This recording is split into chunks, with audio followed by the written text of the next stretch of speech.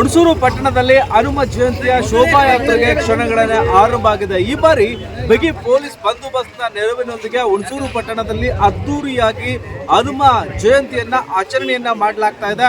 ಕೆಲವು ಹೊತ್ತಿನಲ್ಲಿ ಹನುಮ ಜಯಂತಿಯ ಮೆರವಣಿಗೆಗೆ ಚಾಲನೆಯನ್ನ ಕೂಡ ಕೊಡಲಾಗ್ತದೆ.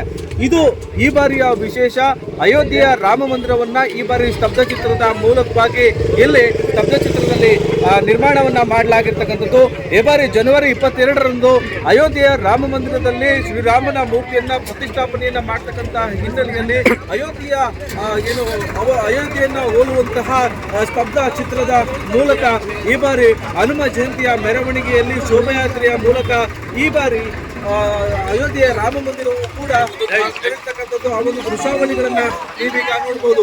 10ಕ್ಕೂ ಹೆಚ್ಚು ಸ್ತಬ್ಧ ಚಿತ್ರಗಳ ಮೂಲಕ ಹನುಮ ಜಯಂತಿಯ ಶೋಭಾಯಾತ್ರೆ ಇವತ್ತು ಹುಣಸೂರು ಪಟ್ಟಣದಲ್ಲಿ ನಡೀತದೆ. ಆ ಒಂದು ದೃಶ್ಯಾವಳಿಗಳನ್ನು ಕೂಡ ನೋಡಬಹುದು.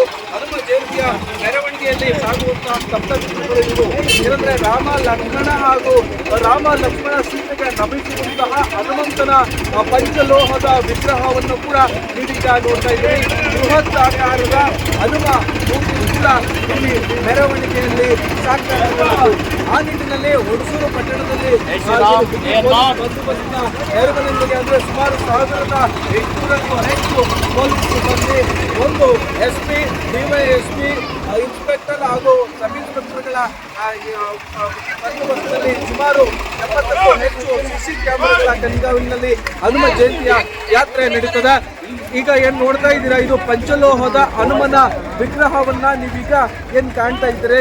ಈ ಪಂಚಲೋಹದ ಹನುಮನ ವಿಗ್ರಹಕ್ಕೆ ಪುಷ್ಪಾರ್ಚನೆಯನ್ನ ಸಲ್ಲಿಸುವ ಮೂಲಕ ಈ ಬಾರಿಯ ಹುಣಸೂರಿನ ಹನುಮ ಜಯಂತಿಯ ಶೋಭಾಯಾತ್ರೆ ಕಾರ್ಯಕ್ರಮ ಅದ್ದೂರಿಯಾಗಿ ನಡೆಯಲಿರ್ತಕ್ಕಂಥದ್ದು.